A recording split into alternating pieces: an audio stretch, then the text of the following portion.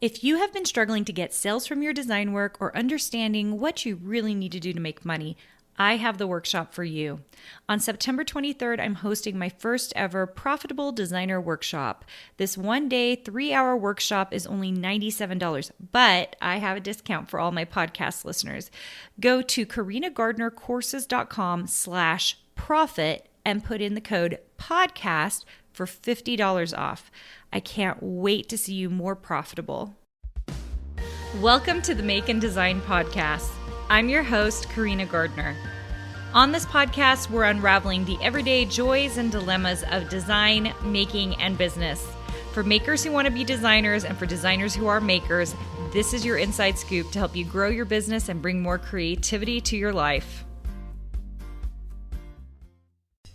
Hello. Okay, today we are going to talk about the differences in the types of design or being a designer, okay? So in particular, we're going to talk about the difference between a surface pattern designer and a craft designer. But we're going to throw a little bit in there, a graphic designer as well. All these types of designers are different kinds of designers. Now, they usually understand a lot of the same design principles because design principles, they don't lie. They're in there with all those designs. You're going to need to understand negative space, you're going to understand color, you're going to understand typography, you're going to understand how all your elements interact, focal points, movement, dynamics, okay, right? You're going to know all those things if you are a designer. But once you kind of niche down into these different fields, one of the things that's important is understanding what you are getting into. Now, you guys know that I like to talk and I teach surface pattern designers and craft designers. Those are the two types of designs that I like to teach. Now, many craft designers are surface pattern designers and vice versa. I'm one of those, okay? I never actually even considered myself really much of a surface pattern designer. I just always said I was a fabric and paper designer because I build 3D things, and that's one of the main differences. So let's talk about those differences. So surface pattern designers really are 2D designers who like to concentrate on patterns. So if you have a bunch of florals and they're patterned out, they're 2D, so they're flat, and so they can be put on any kind of surface. So textiles, right? Gift wrap, scrapbooking paper. I mean, there are so many different ways that a surface pattern designer might use their designs, okay? But those are probably the most well-known, right? Anything that's kind of flat and it's a pattern. Whereas a craft designer is someone who is not limited to 2D. They tend to be 3D. You can do 3D stuff if you're a craft designer, and you're more interested in creating objects or things that have focal point, that have meaning and purpose. Now, what do I mean by that? So for example, and it can be in any realm, right? In Ink Club recently, I was making a whole bunch of autumn things, like autumn quotes, autumn sayings to go on t-shirts and hoodies, and you'll see that coming out in our Ink Club app, which, by the way, all you have to do is go to iTunes and put in Ink Club, and you can download that app and come check out some of our free stuff and then our monthly subscription. But what I do for those, and I design everything in those, is you're looking to create a focal point or something that's beautiful, and you've got negative space. There's not a pattern involved, right? And it can be used on any kind of surface. So we were doing hoodies. The other thing we did in Ink Club for September is we have a card. So we have an autumn card, and it's a 3D card. So it's got layers. It's been done with, we didn't use Pop Dot this time. We used adhesive tape to give us those layers. And it's paper, and so it's definitely not a pattern, right? Like, so get rid of the pattern part. That's only for surface pattern designers. For crafting designers, it's more about creating these focal points of beautiful objects that we can use in some way, right? So it's usually a home decor. I was just thinking about at Halloween time, we are coming out with all these frames with these beautiful designs in them so that you can use them in your house. September, there's all these quotes and stuff that we show on hoodies and t-shirts. And then we have, the paper cards that you can make so you can give it to somebody. So like apparel. So craft and design tends to be a lot of other things. If you guys have been on my YouTube channel, which I cannot recommend enough, go check me out that on my YouTube channel, because you're getting these kinds of videos on YouTube, but you're also getting unboxing videos. I just did some with Sawgrass and Heat Press Nation. I'm going to be starting to do more design work and going into shops and talking about what's coming up, what's trending. So you're going to want to see what I'm doing there.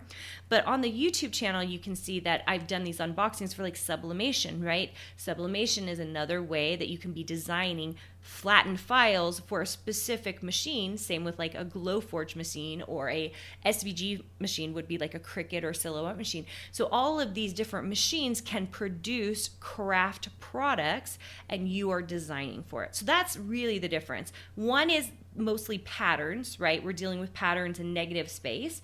And one is usually has a focal point and has a very specific purpose, and usually also is tailored to a specific machine. All right, now let's throw in graphic design. I know I didn't say I was going to, when I started this with the title, I didn't say I was going to talk about graphic design, but I think this is important because most designers come out of school, graduate school or undergraduate school, thinking and calling themselves graphic designers. So what is a graphic designer? It's basically anyone who understands all of those things I was talking about: focal point, pattern. They do all of it. Pattern design. They can do focal points and home decor. They can do anything, okay?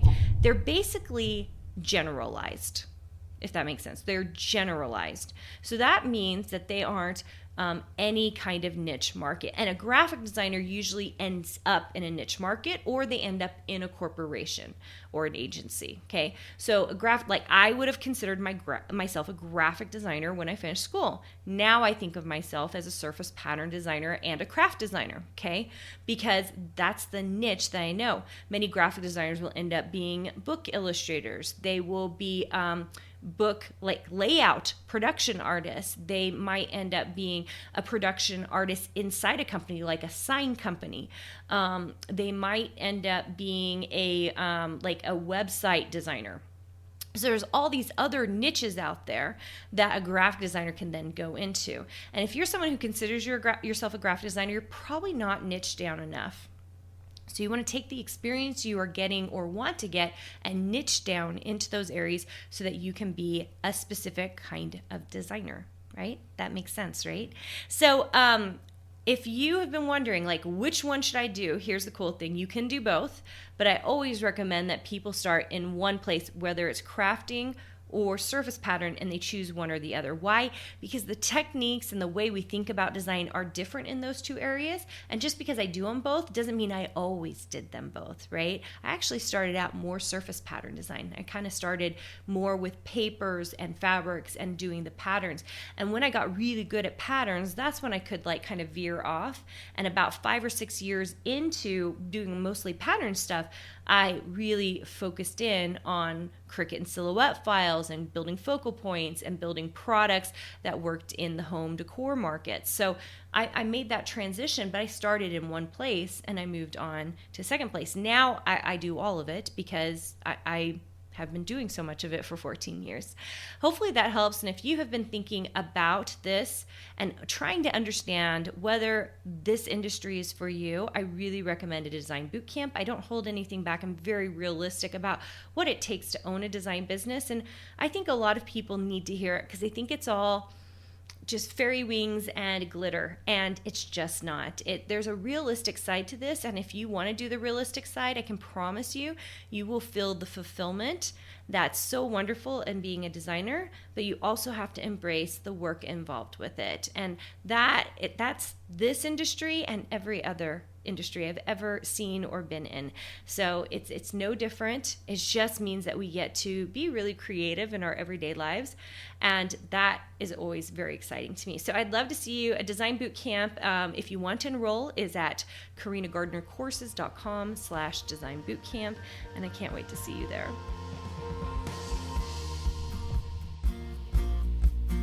Hey, did you know that you can visit me at makeanddesign.com to learn more about this podcast and join my VIP group for weekly freebies? I can't wait to see you there.